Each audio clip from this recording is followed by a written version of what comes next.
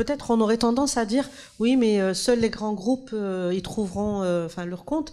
Peut-être que les petites structures, les petites auberges, les petits établissements hôteliers ne sont pas très bien placés.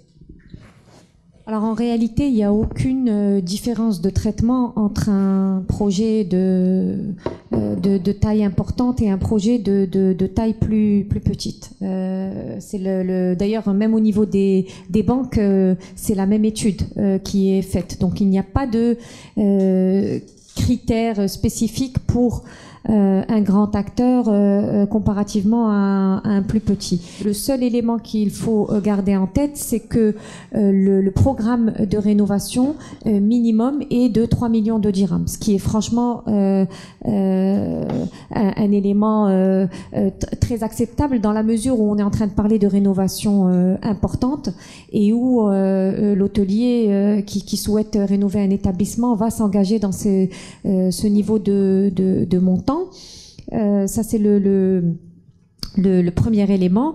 Le deuxième élément, c'est que effectivement, aujourd'hui, il y a un certain nombre de critères à respecter, mais qui ne discriminent personne en fait. Même en termes de chiffre d'affaires, il n'y a pas de niveau minimum de chiffre d'affaires à réaliser par l'hôtelier.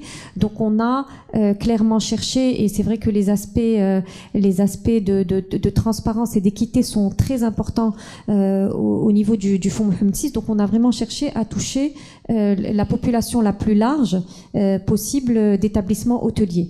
Et donc à partir du moment où le projet est en mesure de supporter le crédit qui est demandé, il n'y a aucune restriction pour en bénéficier. Peut-être juste en complément, parce qu'on a même mis une cellule, juste par rapport à cette distinction de grands groupes qui peuvent avoir aujourd'hui disons, une structure qui est bien organisée, qui fait des études, qui fait tout cela. Aujourd'hui, au sein de la SMIT, on a même mis une cellule qui vient accompagner ces petits porteurs de projets. On peut en parler de digital, quelquefois c'est difficile pour quelqu'un aujourd'hui d'aller vraiment en profondeur au niveau de ce mécanisme-là. On a essayé de lui mettre des dossiers, à mettre en place un business plan, études de marché, des choses qui lui permettent aujourd'hui d'avoir tous les atouts nécessaires pour obtenir un prêt. Et bien entendu, la bancabilité de la chose est un élément essentiel sur lequel tout le monde est d'accord. On ne peut pas prêter à quelqu'un qui va perdre de l'argent ou qui ne va pas pouvoir rembourser ou qui ne va pas créer de la valeur plus tard. Donc ça, c'est un élément essentiel. Et c'est dans ce contexte-là qu'on a mis en place cette cellule. On a mis en place aussi aujourd'hui une adresse email où les gens peuvent écrire, où on peut les soutenir. Et je pense aussi au niveau de la banque, notamment au niveau de Tijari, il y a aussi quelqu'un qui accompagne, madame l'a dit, a dit qu'on a mis en place un fast track, mais moi j'entends bien fast track aussi par accueil, orientation, aide à la mise en place de ce type de dossier bien avant qu'il commence à s'inscrire au niveau de la plateforme. Voilà, ça c'est en gros.